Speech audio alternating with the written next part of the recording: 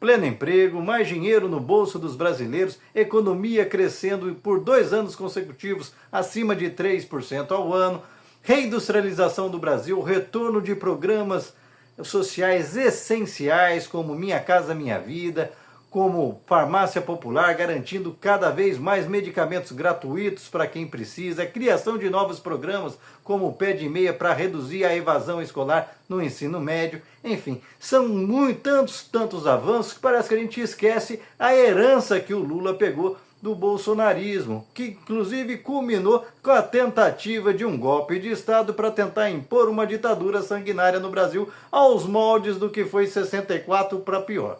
Pois é, e é porque muita gente parece esquecer os tempos ruins do Bolsonaro e começam a fazer críticas que por todos os avanços que foram conquistados a duras penas, mesmo com um Congresso que sempre joga contra, sempre sabota, sempre pensando nos seus próprios interesses, a revelia do Brasil. É por isso que eu gostaria de relembrar com vocês um pouco do tipo de Brasil que nós pegamos da mão do Bolsonaro, que é uma situação muito pior do que aconteceu quando o Lula ganhou a primeira vez e herdou o país das mãos do Fernando Henrique com a economia quebrada. Isso porque o Lula não pegou só a economia quebrada do Brasil, ele pegou tudo um cenário de terra arrasada. Ele acabou com todas as instituições, não tinha um ministério no governo que funcionava.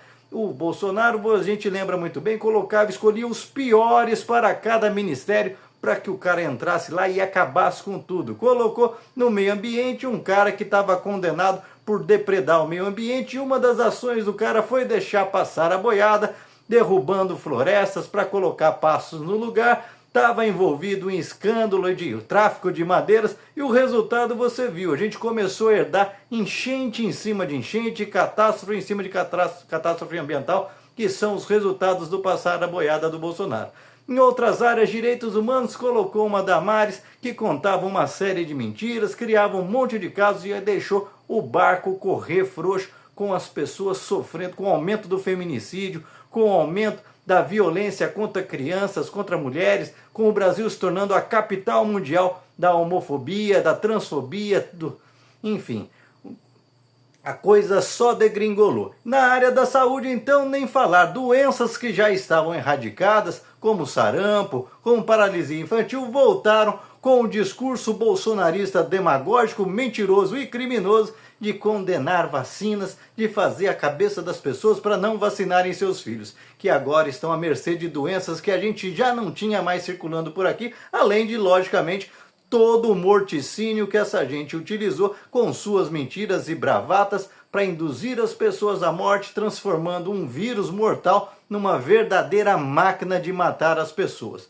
Pois é, não contente com isso, se a gente lembrar na educação, nós tivemos 4 ministros. Um primeiro que não falava português, um segundo que não sabia escrever português, um terceiro que falsificava diploma e um quarto que era um pastor ladrão. Pois é, e que o resultado disso foram crianças com 8, 9 anos sem saber nem ler e escrever e o Brasil decaindo, perdendo vários degraus na escala mundial da qualidade de ensino do Brasil, com crianças sem saber ler, escrever ou fazer regrinhas básicas de matemática com 8, 9 anos de idade. Pois é, essa é uma das heranças malditas que a gente teve do Bolsonaro. Também é bom lembrar as promessas, né? As promessas de desenvolvimento que nunca se cumpriram. Para ganhar a eleição, Bolsonaro e Paulo Guedes prometiam reduzir o preço do bujão de gás pela metade do preço, que a época que eles ganharam custava R$70, eles prometiam a R$35 e gasolina a R$2,50.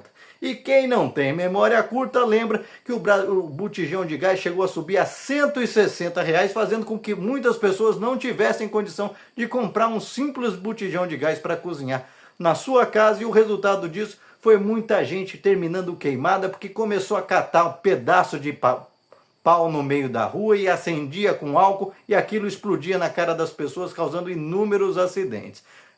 Crise alimentar, então, nem se falar. Quase metade da população passou por algum problema de falta de alimentos em casa. Não necessariamente fome, mas assim, teve dificuldade de, por exemplo, colocar o alimento que estava acostumando em casa. Você sabe muito bem, você ia no supermercado, quantas vezes você foi obrigado a ficar vasculhando uma mercadoria mais barata, porque o sujeito virava e falava para você que até a carne ia virar artigo de luxo e os brasileiros deveriam se contentar com isso. Pois é, agora reclamam os mesmos que reclamam que não estão conseguindo picanha, afinal estão gastando dinheiro para mandar Pix para o Bolsonaro e aí não sobra para comprar a picanha. Esses mesmos, na época do Bolsonaro, davam risada enquanto o Brasil estava na fila do osso. Pois é, as pessoas se estapeando para pegar restos, para levar o mínimo de proteína, osso que sobrava dos açougues, para poder ter um mínimo de proteína dentro de casa.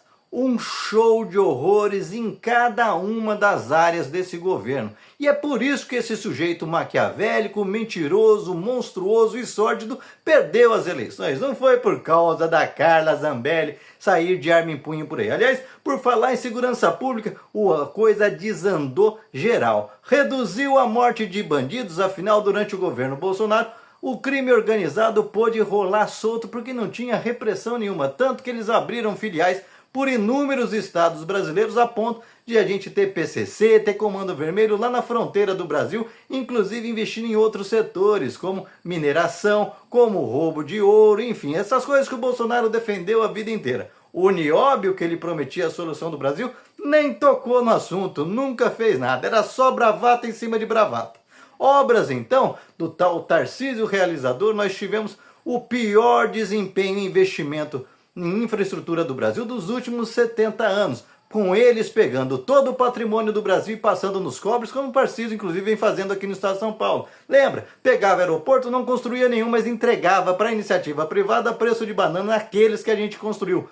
Refinarias da Petrobras, então, passou um monte nos cobres, só não passou todas porque não deu tempo. E quase não fosse a Covid, eles teriam até privatizado o SUS. Imagina como seria hoje você vivendo uma realidade como a dos americanos que, quando ficam doentes, não tem a quem recorrer, entretanto recebendo um salário de fome como se ganhava nos tempos do Bolsonaro, porque ele também nunca deu R$ 1 de aumento real no salário mínimo. Aliás, também prometeu isenção de imposto de renda até 5 salários mínimos, que hoje seria mais ou menos R$ 7.500, e não deu foi nada. Chegou, quando ele saiu do governo, quem ganhava um salário mínimo e meio já estava começando a ter que pagar imposto. E o Lula está fazendo tudo isso, toda essa revolução em apenas 2 anos e com uma enorme resistência, com um Congresso espúrio que quer o tempo todo chantagear, porque a gente caiu na bobagem de votar nesses bandidinhos de internet que ficam mentindo o tempo todo, que ficam conspirando o tempo todo, espalhando mentira para causar desordem na economia do Brasil, para causar desordem na sua casa. Aliás,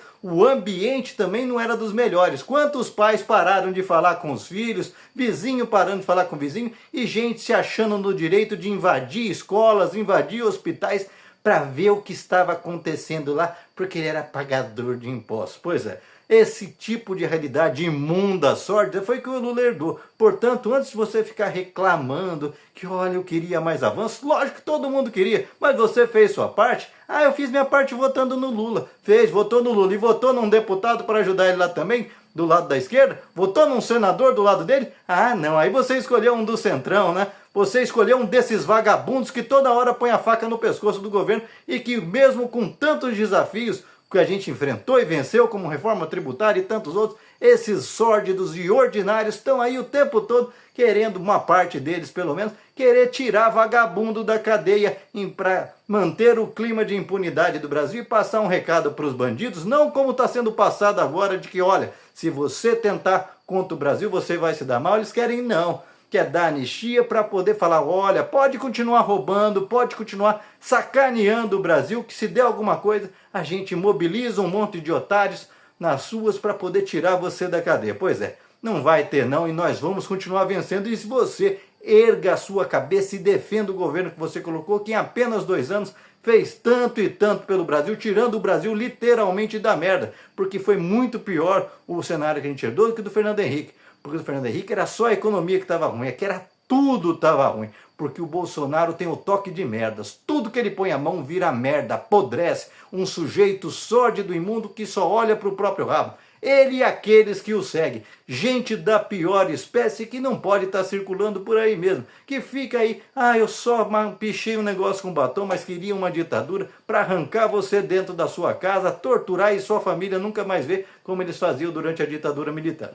E você, qual a sua opinião a respeito disso? Deixa aqui seu comentário, se inscreva no canal, senta o dedo para compartilhar, não esquece de deixar o like e vamos para cima. Defender esse Brasil que é dos brasileiros.